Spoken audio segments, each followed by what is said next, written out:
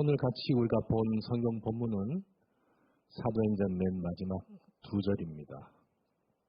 잘 아시다시피 사도행전을 기록한 사람은 의사 누가입니다. 이 사도행전을 받은 분은 데오빌로라는 고급 관리이지요. 정부 유명 인사입니다. 그 편지 마지막 부분에 의사 누가가 바울이 하고 있는 모든 부분을 정리해 쓰기를 이렇게 썼어요.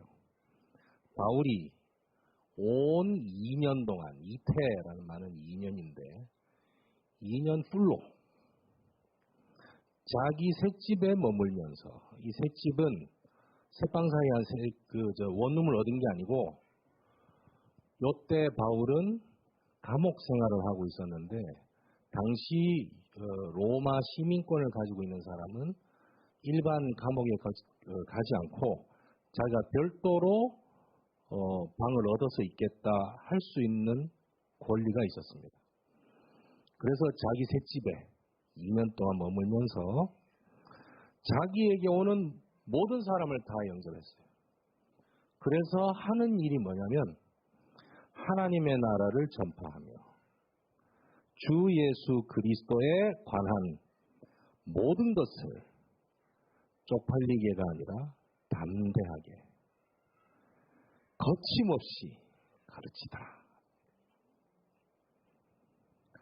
이 모습이 우리 대학 사역하시는 목사님들의 여러분들을 향한 바라는 모습입니다. 그리고 이 모습이 우리의 말년이기를 바라는 겁니다.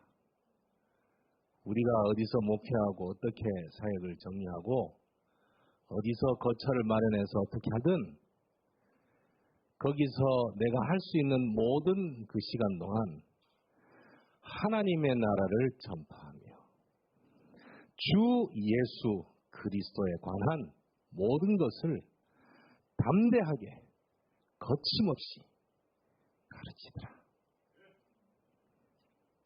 이게 대학 사역자의 자세이며 우리의 CVDIP이며 우리의 미래고 기도 제목입니다. 대학 전도학교는 뭐 하는 곳이냐? 대학생들과 대학 현장에 있는 사람들에게 복음이 무엇인지, 구원은 무엇인지, 전도는 무엇인지를 가르치고 선포하기 위한 다락방 전도운동의 첫 번째 현장 시스템입니다. 지금도 전도학교 있는 곳은 많이 있습니다. 그런데 전문별 사역에서 전도학교가 유지되고 지금도 그 전도학교를 기준으로 해서 제자의 훈련과 사역이 진행되고 있는 곳은 대학입니다. 다른 곳은 지금 시작하고 있는, 예전에 했다가 다시 회복하고 있는 부분들인데, 그래서 대학 사역한다 하면 대학 전도학교 인도받고 대학 지교회 사역 인도받으면 대학 사역한다고 합니다. 근데 각 그 교회에서 사역을 하면서도 대학 현장에서 캠프하고 그냥 우리 교회 랩런트들 만나고 간다고 해서 대학 사역한다고 하지는 않아요. 그 이유가 30년 동안 다락방 전도운동 대학 사역하는 그 흐름이 그렇게 해서 정리가 되어 있다는 겁니다. 그래서 그 자리에 여러분들은 와 계신 거고, 특별히 오늘은 2023년도 대표들을 또 임명하는 순서까지 있는 걸로 알고 있습니다. 그런 의미로 저희들 가슴 속에 있는 성경 구절을 끄집어낸 거예요. 간단하게 함께 말씀드리겠습니다. 제목은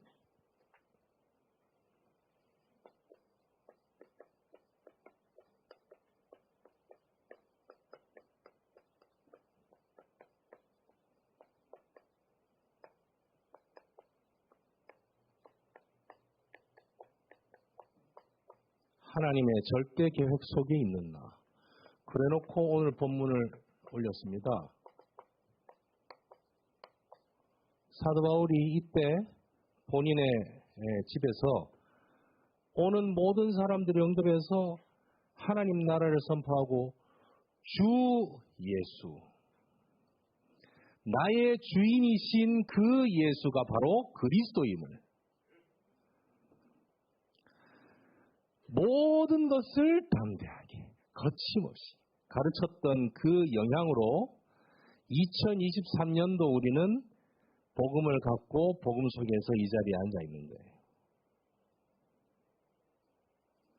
그 복음 전도의 역사 흐름 속에 우리가 있는 겁니다. 그런데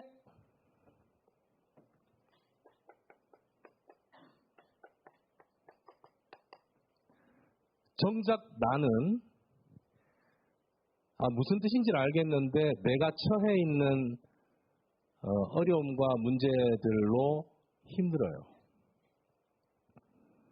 그럼 사탄은 이 나를 어떻게 하면 무너뜨리게 하고 무너지게 할 수 있는지를 인류 역사가 시작되고 난 이후부터, 창세기 3장 사건 이후부터 모든 데이터는 사탄은 다 갖고 있어요.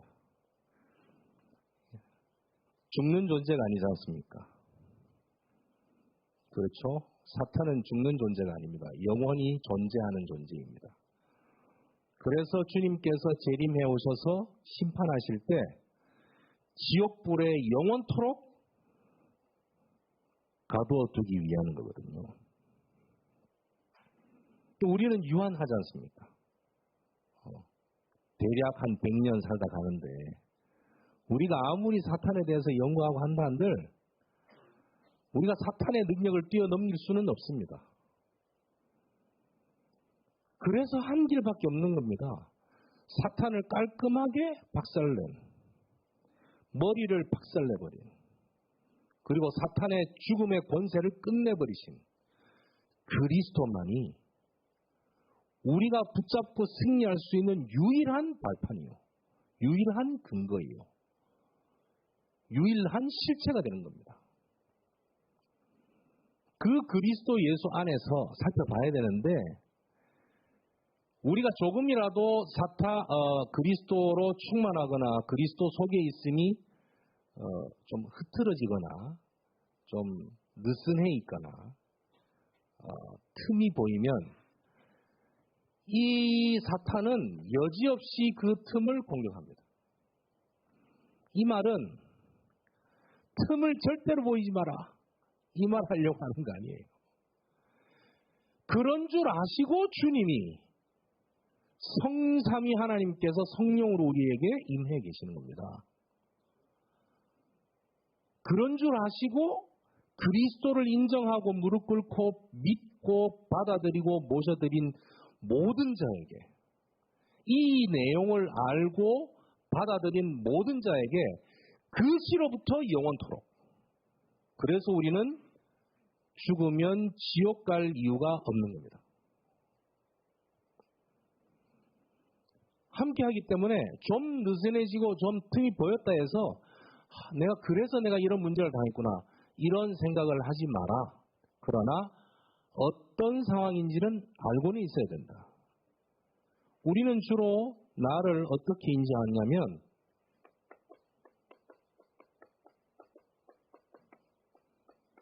가정과 가문 속에서 나를 생각합니다. 나. 전부 다 렘넌트들이기 때문에 우리 교회에서의 나 생각합니다. 그리고 전부 다 대학생들이기 때문에 학교와 내 전공 안에서의 나 생각합니다. 전부 나죠? 그런데 친구들 속에서의 내가 조금 내 감정에 직접적인 영향을 더 주지요. 아르바이트를 주로 하기 때문에 사회생활을 이제 시작하지 않습니까? 사회에서 속에서의 나, 일하는 곳에서의 나. 진짜 나는 누굽니까? 나 혼자 있을 때 스스로 생각하는 나죠. 이게 딱 정리가 되거나 흔들림 없이 연결이 되거나 바운다리가 딱 쌓여져 있는 사람들 보고 우리는 안정하게 되어 있다라고 보는 거예요. 뭔가 이렇게 뭐라 그러죠? 평안해 보인다 이렇게 보이는 거예요. 근데 이게 들쭉날쭉하잖아요. 그럼 불안해져요. 본인 스스로 불안함을 느낍니다. 뭐가 안 맞다고 느끼는 거거든요. 그러면 안 맞다고 느끼는 부분을 보완하거나 해결하려고 애를 쓰죠. 그럴 수밖에 없습니다. 그걸 우리는 발전이라고도 합니다. 그러나 영적인 다른 측면에서 봤을 땐 굉장히 그 부분 때문에 노력을 하는 거죠. 그 노력하는 이유는 부족하다고 느끼기 때문에 노력하는 거예요. 부족하다고 느끼지 않으면 노력할 이유가 없는 겁니다. 이게 다 잘못되느냐? 아니요, 잘못되지 않습니다. 가만히 살펴보면 이것들 중에 내가 좋게 스스로 느끼지는 부분이 하나라도 있다면 그것 때문에 다른 것에서 버틸 수 있어요. 그러나 어떤 하나라도 내 스스로 좋게, 스스로 만족할 만한 부분이 없다? 그러면 갈급해지는 인생이 됩니다. 난 어디에 있는가요? 재밌는 건 주님께서 우리에게 말씀하실 때 이것 보고 말씀하지 않으셨어요. 주님께서 나를 예언하시고 예정하시고 부르셨을 때는 이것 때문에 부르신 게 아니란 말이에요. 그냥 사랑하셨어요. 얼만큼 사랑하셨냐? 십자가에 죽으시고 나 대신 죽으시고 부활하실 만큼 나를 사랑하세요. 이유 없어요. 그래서 이 십자가의 도가 멸망받을 자들에게는 미련하게 보이는 것이요. 그러나 구원을 받는 우리에게는 하나님의 능력이요. 그 십자가. 미안하지만 우리가요, 상처 속에 있는 나일 경우가 많이 있습니다. 또 한편 희망 속에 있는 나로 가고자 해요. 기쁘죠. 행복하고 좋은 감정이 올라옵니다. 그런데 하나님 이 모든 것들을 이것 안에서 해결하셨어요. 복음 안에 있는 나, 복음 대신 그리스도 안에 있는 나 안에서 이 모든 것들을 해결해 나가기를 원하시는 거예요. 그래야 다 삽니다. 어떤 것도 내 마음에 들지 않아도 이 부분이 확실해 나가면 다 살아날 수 있어요. 왜? 주님은 나를 만드신 분입니다. 나보다 나의 약함과 강함과 모든 것을 더 잘 아시는 분이에요. 나는 기껏 해봐야 내가 기억하는 그 순간들을 모은 것들로 나를 기억하지만 주님은 나의 처음부터 끝까지를 아시는 거예요. 아직 오지 않은 미래까지를 아시고 나를 보시는 거예요. 그리고 함께 하시는 겁니다. 나를 믿지 말고 그래서 주님을 믿는 겁니다. 복음 속에 있는 나를 보는 겁니다. 하나님의 절대 계획 속에 있는 나, 어떻게 하겠다는 얘기입니까? 하나님의 절대 계획 속에 있는 나예요. 그 하나님의 절대 계획 속에 있는 나니까 실패하겠습니까? 성공하겠습니까? 성공합니다. 실패 안 합니다. 목사님, 거기서 말하는 성공의 개념은 다른 개념이겠죠? 아니요, 같은 개념이에요. 육신적으로 성공하는 거.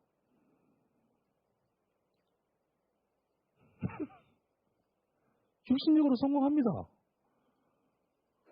영적으로 성공하는 자에게 육신의 성공은 따라오게 돼 있다고. 우리가 육신의 성공을 향해서 달려가는 게 틀렸다는 거지, 영적인 성공을 하면 육신적인 성공도 따라오게 돼 있다는 겁니다. 우리는 거기에 연관이 없지만, 상관이 없는 사람이지만, 세상 사람들과 부신자들은 나의 영적 성공 별로 관심 없어요. 육신적 성공만 관심이 있습니다. 근데 조금만 육신적 성공이 오면 너도 나도 달려듭니다. 너도 나도. 그때 우리는 이것 때문에 온 거구나 알고 그 미끼 살짝 주면서 실제로 주는 걸 뭐다? 영적인 성공의 은혜를 주는 거라고요. 그래서 사도 바울은 젊었을 때 예수 믿는 사람들을 잡아서 죽이는 특권을 가진 법적 위임서를 가진 막강한 차세대 유대인 정치 지도자였어요. 그 사람이 어느 날 다메섹에 가서 예수 믿는 자들이 거기 많이 모인다고 하니 급습해서 데리고 잡아 죽이러 가는 과정이었어요. 다메섹 도상에서 직접 주님이 찾으셨죠. 그 즉시 무릎을 꿇었습니다. 생각해 볼 거는 주여 누구십니까? 라고 불렀어요. 맞죠? 주님 답변이 네가 핍박하는 예수다 이랬습니다. 그때 만약에 여러분들이 바울이라면 어땠을까요? 헐 했을까요? 이건 뭐지? 바울은 적어도 3가지 이상의 질병을 가지고 있었어요. 첫째가 간질병입니다. 요즘으로 말하면 조현병. 맞죠? 조현병? 아닌가? 요즘 조현병, 간질병을 조현병을 하지 않나요? 달라요? 뇌전증. 맞아. 뇌전증이라고 불리는 간질. 갑자기 혀가 말리고 거품 내고 쓰러져요. 그러면 차세대 지도자인데 연설하고 있다 갑자기 간질러서 쓰러지면 어떡해요? 혹시 간질하는 사람 본 적 있어요, 여러분? 없구나. 저는 저 바로 밑에 한 학년 후배 남자애가 간질이 있어서 주일날 예배 갈 때마다 걔 전담 마크를 제가 했어요. 제 덩치를 보세요. 걔가 좀 덩치가 있었거든요. 많이 봤습니다. 두 번째, 눈병이 있었어요. 눈병이 있었는데 예전에는 넓은 광장에서 가르치지 않았죠? 좁은 광장에서 가르치죠? 이 눈병은 자주 옮지 않습니까? 그런 아킬레스건도 갖고 있습니다. 마지막 3번째가 피부병이었어요. 대머리인 건 그 다음이고 그건 질병이 아닙니다. 이 3가지 치명적인 질병을 갖고 있었던 바울 얼마나 고민을 많이 했을까요? 자기는 유대교의 맨 앞장서서 철저하게 율법을 지켰던 사람이고 베냐민 지파 출신이고 베냐민 지파라는 말은 이스라엘의 왕족 출신이라는 얘기예요. 요즘도 전주 이씨 있으면 알겠지만 그 조선시대에는 그 전주 이씨 가문에서 이제 왕이 났기 때문에 우리는 왕족 출신이라고 이렇게. 지금 벌써 봉건시대 끝난 지가 한참 지났는데 약간 뿌듯함이 그런 게 있고 경주 김씨도 마찬가지예요. 신라시대 마찬가지란 말이에요. 바울도. 그런데 그 치명적인 고질병들이 있으니 얼마나 해결하려고 했겠어요? 사도행전 7장에 스데반이 그 돌에 맞아 죽으면서 선포했던 설교들이 있단 말이에요. 거기서 말하는 곧 니들이 잡아 죽인 그 예수가 우리가 그토록 기다렸던 메시아였다는 걸 쫙 얘기한단 말입니다. 그때 그 스데반은 안단 말이에요. 사도 바울은 그 스데반이 누군지. 그 사람 죽는 것을 증인으로 썼어요. 그러면서 그 스데반의 외투를 걸치고 있었단 말이에요. 인정한다. 저 사람 죽일 만한 죄가 있다라고 했단 말입니다. 그 모든 것이 주마등처럼 쫙 스쳐 지나가지 않겠어요? 다메섹 도상에 딱 무릎 꿇었을 때 갑자기 빛이 쫙 비쳤는데 눈을 못 뜨게 했어요. 뭔가 이 빛은 햇빛과 다르다. 뭔가 다르다고 왔기 때문에 내뱉은 말이 주여 누구십니까? 라고 했단 말이에요. 그 이후 바울의 모습은 완전 다르죠. 완전 다릅니다. 본인의 가문들을 총동원해서 자기를 잡아 죽이려고 하는 사람을 싸워 내칠 수 있는 재력도 있었고 권력도 있었고 다 있었어요. 그렇게 하지 않았습니다. 실패했습니까? 아니잖아요. 육신적인 성공을 따라오는 사람들, 그것밖에 못 보니까 그런 겁니다. 근데 조금만 여러분들이 기다리면 영적인 성공에 의하여 따라온다는 것을 그 사람들이 보게 됩니다. 자기들 현장에서. 이번 주에 행복한 소식을 하나 들었습니다. 이게 뭐냐면 우리 정부의 연구기관에서 근무하고 있는 랩런트가 지난 1년 동안 자기 상사들의 이해되지 않는 대우, 또 처우, 이건 분명히 지시여서 그 임무를 해야 되는데 그 임무를 지시를 받고 주기에 굉장히 애매한, 그러니까 이건 남녀 사이에서의 지시, 대화인지 상관의 지시인지 애매한. 그 다음에 이거는 내가 너의 이것을 내가 적극적으로 지지해서 될 수 있도록 도와주겠다는 말인지 아니면 네가 하면 내가 하겠다는 말인지 어떤 것으로도 애매한, 문자를 보거나 서류를 보면 이거는 그냥 일반적인 업무 지시인데 뉘앙스로 보면 이건 그게 아니고 새벽 1시에도 전화 오고 밤 12시에도 전화 오고 그래서 너무 힘들어했어요. 목사님 이걸 어떻게 해야 되나요? 어떻게 봐야 되나요? 내가 뭐라고 해? 근데 그런 얘기를 하다 보니까 그분의 부인, 아이들, 그 회사의 상황 이걸 굉장히 많이 들었습니다. 사진 보고 이 사람이 그 사람이지 하니까 맞다 그러더라고요.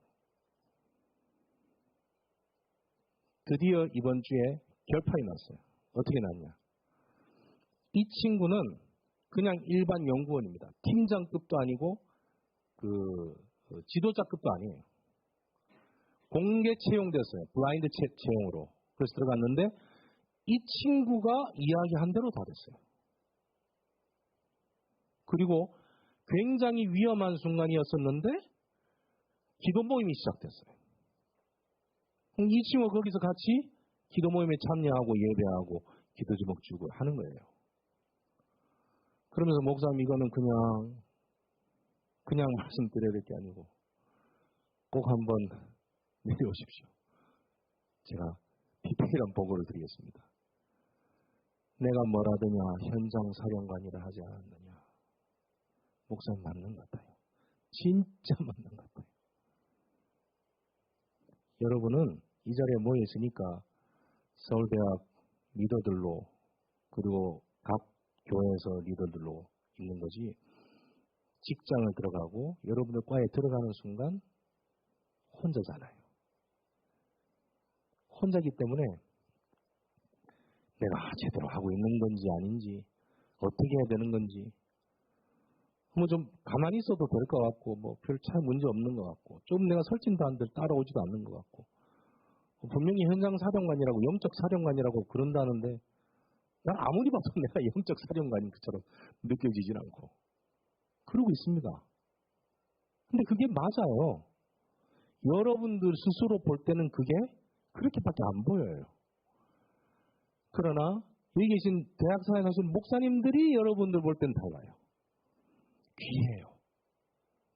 그냥 거기 있다는 자체가 귀해요. 숨을 쉬고 랩런트라고 스스로 말하는 자체가 귀하다고요. 조금만 더 있어봐요. 거짓말 안 하고 사도 바울이 말했던 것처럼 했던 것처럼 주 예수 그리스도에 관한 모든 것을 여기서 말한 모든 것까지는 목사님 우리는 지식이 아직 안 돼요. 그까지 안 됩니다. 이게 정리가 안 돼가지고 메시지가 아니 성경을 우리가 볼 때는 바울이 그 주 예수 그리스도에 관한 모든 것을 담대하게 거침없이 가르쳤지만 바울 개인의 입장을 봤을 땐 본인이 보고 듣고 체험하고 느꼈던 모든 그리스도 예수에 관한 걸 전달했어요. 여러분들도 여러분들이 보고 듣고 느끼고 생각하고 정리했던 그 그리스도에 대한 모든 것을 전달해 주면 되는 거예요. 그렇게 되는 과정이 지금 앉아 있는 겁니다.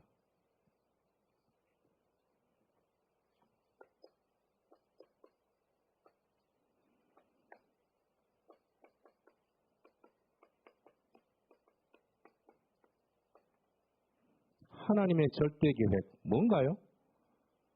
그렇습니다. 구원입니다. 구원, 국어사전을 빨리 찾아보세요. 뭐라고 되어 있나? 이렇게 되어 있습니다. 어려움과 위험에서 건져내는 일, 이렇게 되어 있어요. 그리고 죽음과 고통과 죄악에서 건져내는 일, 이렇게 되어 있어요. 아주 성경을 오래 본 기독신앙이보다 정리를 너무 잘해놨죠? 국어사전이? 구원이 뭔지 아시겠습니까?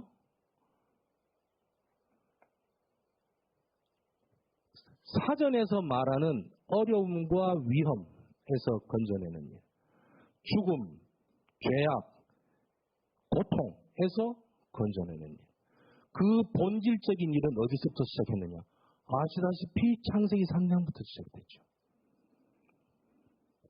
그 이후 에베소서 2장 1절, 2절, 3절에 나와 있는 것처럼 즉시 우리의 영혼은 하나님을 떠나면서부터 죽어버렸고 그때부터 공중권세 잡은 자를 따르지 않으면 안 되도록 되어졌고 그래서 우리 인생은 그냥 아예 본질상 진노의 자녀인 거예요. 그렇기 때문에 죽음과 고통과 죄악이라는 것은 늘 우리를 괴롭힐 수밖에 없고 우리는 거기서 허덕이다 가는 겁니다. 거기서 건져내는 일을 누가 하셨다? 그리스도께서 하셨다. 거기서 건짐 받은 자가 우리예요. 거기서 아직도 헤매고 있는 사람들이 너무 많죠. 그래서 그들을 건져내기를 원하시는 거예요. 절대 계획. 그러면 그 절대 계획이 건져내는 거, 건져낸다 그것으로 끝입니까? 성경에서 말하는 구원은 엄격하게 말하면 구원 그 즉시도 있는데 영속적 의미가 더 있습니다. 영원히 지속되어지는 의미라는 겁니다. 어떻게 영원히 지속됩니까? 신분이 하나님의 자녀의 신분이 되어버리죠. 그리고 신분 자체가 요한복음 1장 12절에 하나님의 자녀지만 요한복음 14장 16절 17절에 성삼위 하나님께서 우리 속에 계시겠다 했죠. 그걸 고린도전서 3장 16절에는 네 안에 성령 너희가 하나님의 성전인 것과 하나님의 성령이 너희 안에 계신다 했지 않습니까? 아예 그리스도께서 성삼위 하나님의 영이 나와 함께 하셔버리는 거예요. 그렇기 때문에 영원토록 지속되는 겁니다. 한 번 구원받으면 끝? 이게 아니에요. 한 번 구원받았기 때문에 영원토록 구원의 은혜를 누리는 겁니다. 한 번 구원받았기 때문에 영원토록 구원의 능력과 영향을 우리는 계속 인도받고 가는 거예요. 근데 우리는 단편적인 구원받았다? 하나님 자녀. 근데 나 하나님 자녀인데 왜 이렇게 힘들지? 이렇게 생각한단 말이에요. 하나님 자녀인데 힘든 과정이 있는 갭. 이 갭은 우리가 응답받아 갈 수 있고 우리가 방향 잡아가는 과제들로 남아있는 것들이죠. 그 부분은 이것을 생각하면 응답받을 제목이고 인도받을 제목이구나라고 인식이 올 텐데 이것이 아니니까 다른 문제로 와닿게 된다는 거죠. 그래서 하나님의 절대 계획은 뭐냐? 이 구원을 받는 것과 이 구원을 누리는 것인데 누리게 함으로써 증인이 되게 하는 것이 하나님의 절대 계획입니다. 거기 속에 여러분들은 있는 거예요.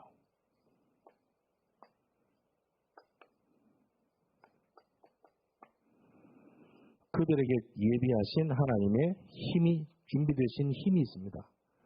그 힘은 당연히 그리스도 안에서 나오는 힘인데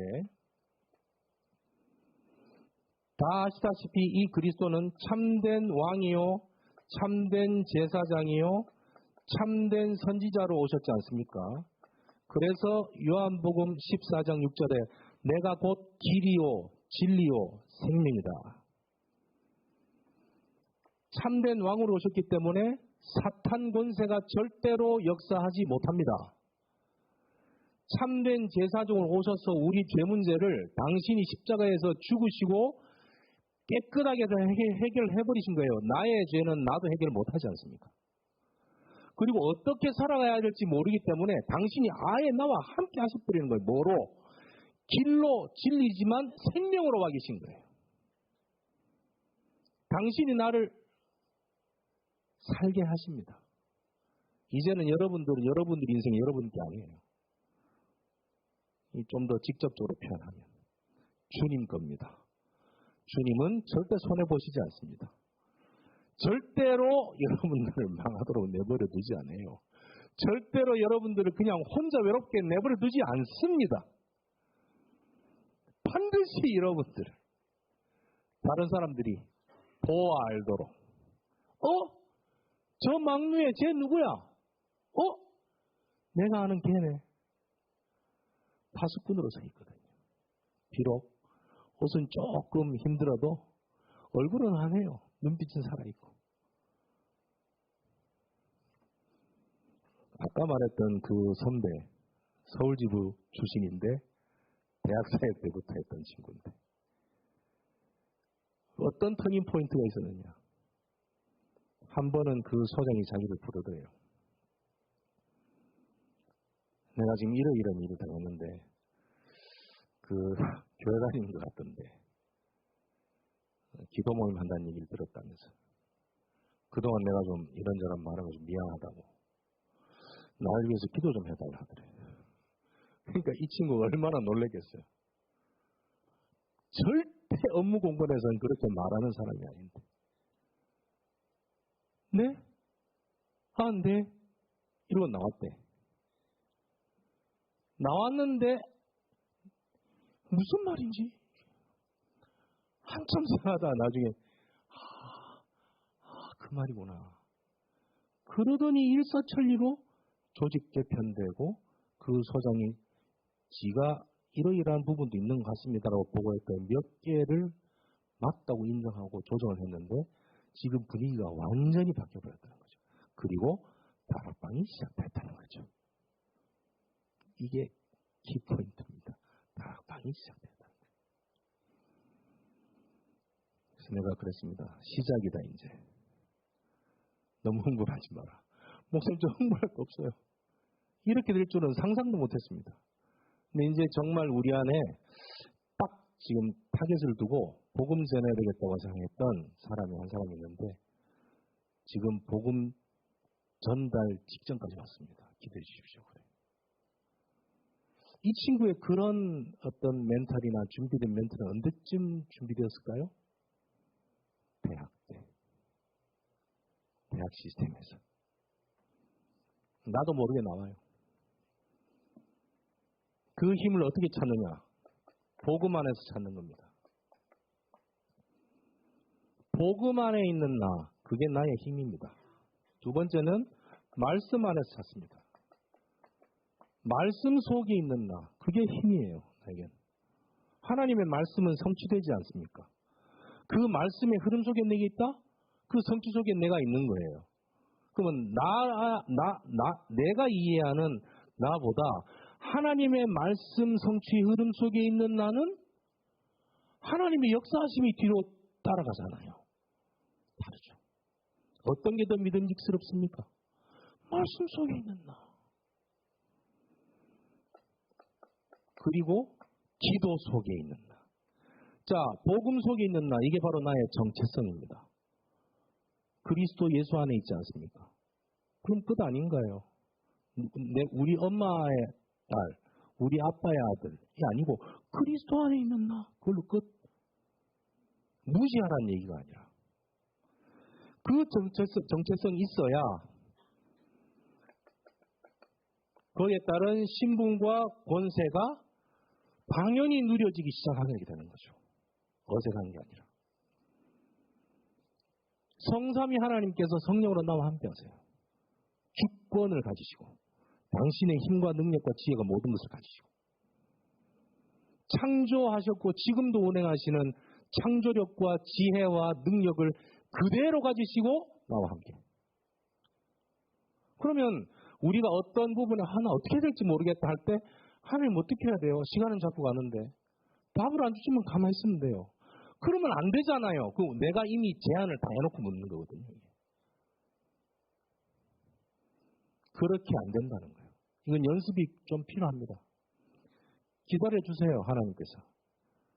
하나님이 나와 함께 하신다는 것을 네가 적응될 때까지 내 기다려줄게 하고 계시는 겁니다. 지금도. 그만큼 선하시고 인자하시고 오래 참으시고 그러신 분이에요. 우리 하나님은. 나중에 내가 깨닫고 감사해요. 그러면 그래 됐다 이제 가자 이렇게 하시죠. 말씀 속의 힘. 이거는 말씀의 흐름 속에서 내게 닥치는 문제는 문제와 현장을 볼 수 있는 눈이 돼요. 이 말씀의 흐름이 있다는 거예요. 그러면 이렇게 볼 수 있는 거구나 라고 이해가 되면 내게 직접적으로 어택 오기보다는 말씀 속에서 생각해 보게 되죠. 그러면 내가 지금까지 인도받고 있는 말씀들을 정리해 나가면서 답을 좀 찾게 됩니다. 여러분이 지금까지 신앙생활 이렇게 해오셨을 거예요, 아마. 기도 속에 있는 나, 그게 나의 힘이 되는데, 기도 속에 있다는 말은 이 모든 부분을 집중해서 하나님과 대화하는 시간이잖아요. 하나님께서 나와 함께 하시는데 내가 그 하나님과 함께 하심을 두고 대화해요. 모든 것을 그대로 누리고 있는 것이죠. 그때 나오는 것이 이게 응답이다 아니다를 판단하고 분별할 수 있는 힘이 나에게 생기는 겁니다. 이걸 보고 우리는 누림이라고 해요.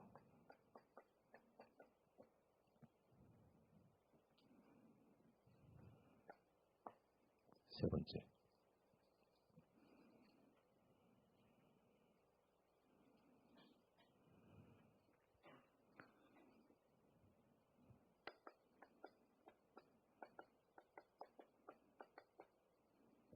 불안과 염려가 찾아올 때가 있습니다.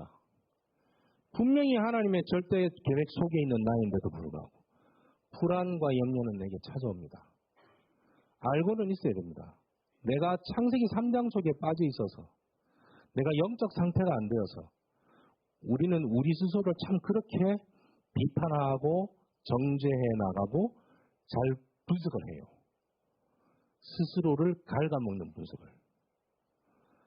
그때 이게 필요하다는 겁니다.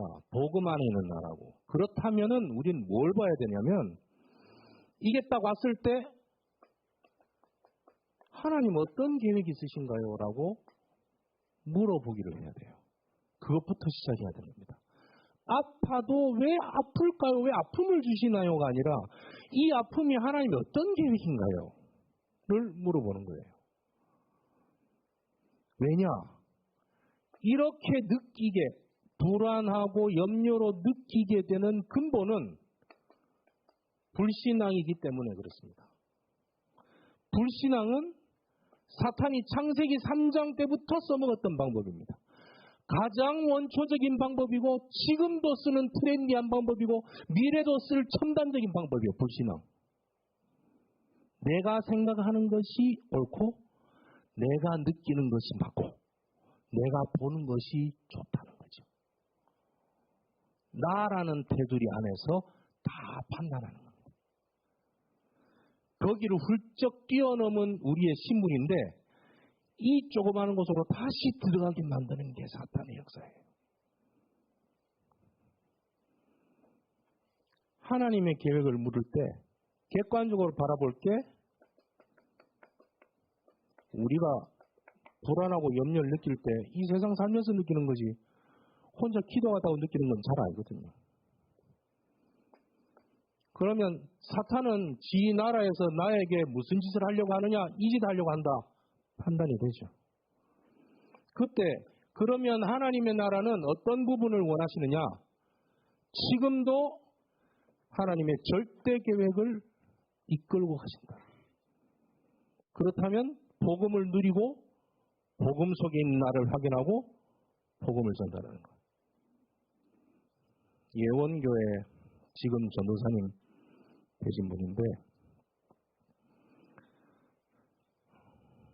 저는 그분을 소개를 받아가지고 같이 식사를 한 번 했어요.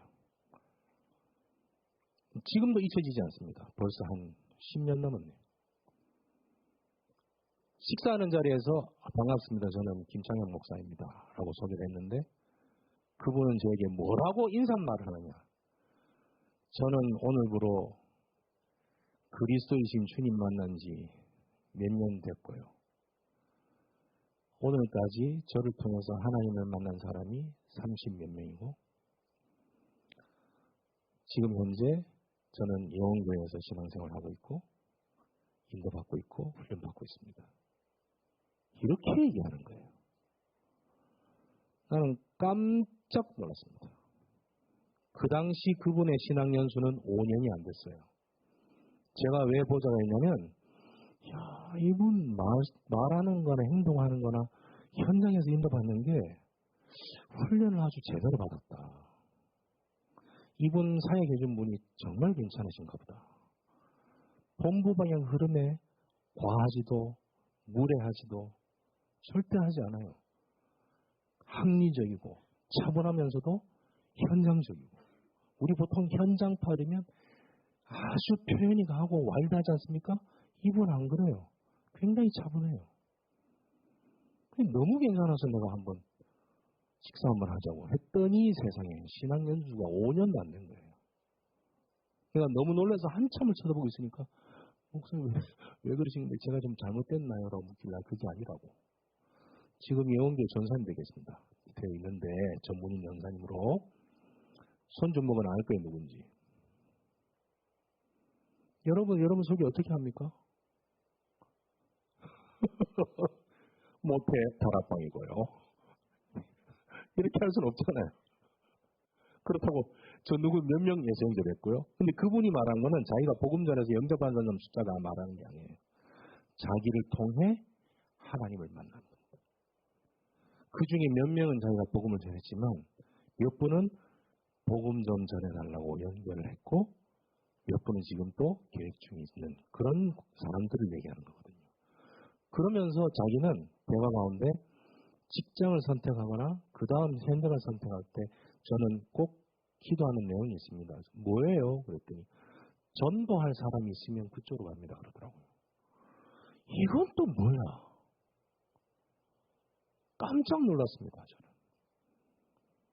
사업하는데 어디가 더 돈이 잘 되겠는가? 이런 쪽으로 판단하는데 어디가 전도할 수 있는가를 보고 한다? 근데 결국 그분 그렇게 인도받다가 잘 전문인 인도받다가 지금은 전도사가 되어서 사역을 아주 활발하게 하고 계세요. 그때 한번 식사하고 그 다음부터 만난 적이 없는데도 페이스북에서는 계속 연결 주고받고 하니까.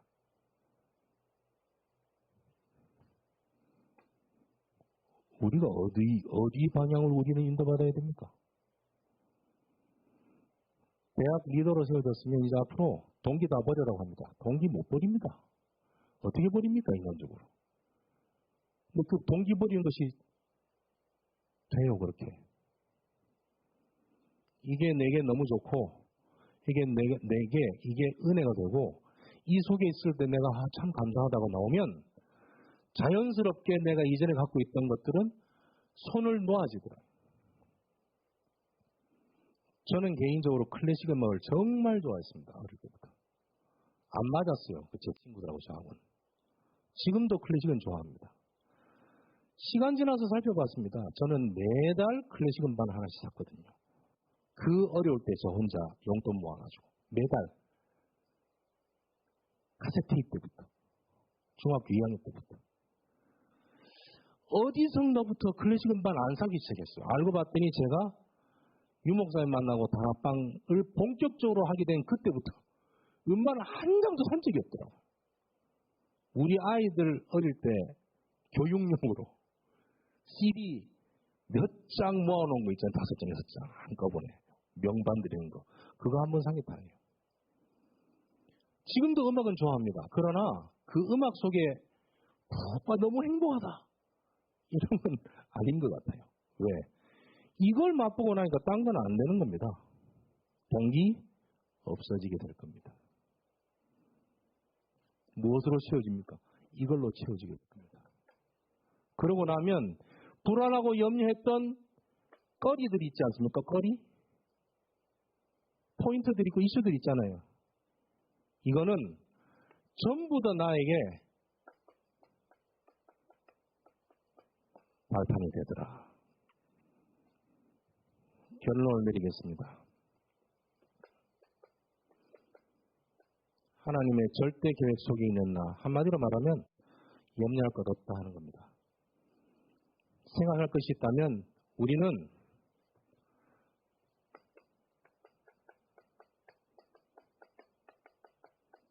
현장 사령관으로 서게 될 것이다. 좀 더 직접적인 우리의 대화 포인트로 가자면 우리는 우리 대학의 파수꾼으로 응답받게 될 것이다. 이 말을 뒤집어 얘기하면 우리 대학은 나 때문에 살게 될 것이다. 저그들은 나에게 아무것도 해준 거 없지만 나는 저걸 위해서 기도한다. 얘기죠. 나 때문에 우리 대학에 내가 있는 동안에 복음 받을 수 있는 사람 한 명은 있지 않겠어요? 찾으라가 아닙니다. 만나게 될 겁니다. 만나게 되면 전달하고 있는 여러분의 모습을 스스로 보시게 될 겁니다. 그 현장을 올해 반드시 체험하시게 될 거예요. 이유가 있어요. 3월 첫 주부터 모든 대학 지교회는 복음 편지 첫 번째 만남부터 스타트합니다. 지금 그 작년 가을부터 화요 집회 때 유 목사님께서 복음 편지로부터 쭉 해서 지금 현장 복음 메시지를 들어가 있어요. 예. 그게 기도 수첩으로 정리가 아마 좀 더 나올 거예요. 그러면 기도 수첩 흐름하고 우리 대학 현장 흐름하고 또 맞아지게 될 겁니다. 그럼 복음 편지 왜 세워졌나요? 왜 만들어졌을까요? 복음 모르는 사람들에게 가서 읽어주라고 쓴 게 복음 편지예요. 설명할 것도 없고 그대로 읽어주라고. 그것이 기도 수첩으로 정리가 되면 나에게 읽어주는 복음 편지가 되는 것이죠. 그대로 현장 가서 읽어주라고. 그래서 복음 편지 구원의 길이라는 서책자가 새로 나왔고 그 현장 복음 메시지까지 토탈하면 약 한 2년 좀 넘으면 한 바퀴가 돌아요. 여러분들 대학 졸업할 때까지는 대학 시스템에 있으면 기초 복음 메시지를 교재를 한 바퀴로 되는 겁니다. 파수꾼. 그 은혜를 누리게 될 겁니다. 고린도전서 1장 30절, 31절에 뭐라고 되어 있냐면은 하나님의 절대 계획 속에 있는 나에 맞도록 이런 구절이 있습니다. 너희는 하나님께로서 나서 하나님께로부터 나서 그리스도 예수 안에 있고 예수는 하나님께로서 나와서 우리에게 지혜와 의로움과 거룩함과 구속함이 되셨나니 기록된 바 자랑하는 자는 주 안에서 자랑하라 함과 같게 하려 함이니라. 여러분이 주 안에 있음을 자랑하시면 돼요. 여기에 너희는 하나님께로부터 나서 주님께 지음받았죠. 우리가 그리스도 예수 안에 있고 현재형으로 되어 있지 않습니까? 영어 사전에 보면 You are in Jesus Christ라고 되어 있어요. 지금 하나님의 절대 계획 속에 있는 여러분 한 명도 빠짐없이 파수꾼의 응답을 현장에서 확인하게 될 겁니다. 그 은혜를 현장에서 누리고 또 이번에 세워질 임원들도 좀 본인들의 현장 속에서 더 확인하게 되고 그래서 정말 하나님 원하시는 세계 복음화 절대 변함없는 하나님의 계획 대학 복음화 우리의 걸음 속에 그 복음화의 성취의 현장이 지속될 줄 믿고 그 축복을 받게 되기를 예수 이름으로 축원합니다. 하나님 감사합니다. 우리에게 절대 계획 속에 있는 나, 절대 망할 수 없는 나, 절대 하나님의 복음의 파수꾼으로 세워질 나, 응답받게 될 모든 렘넌트들과 사역자들에게 이 시간에 성령으로 충만케 역사해 주옵소서. 모든 걸음과 만남과 현장마다 흑암이 무너지게 하옵소서. 주 예수 그리스도 이름으로 기도하옵나이다. 아멘.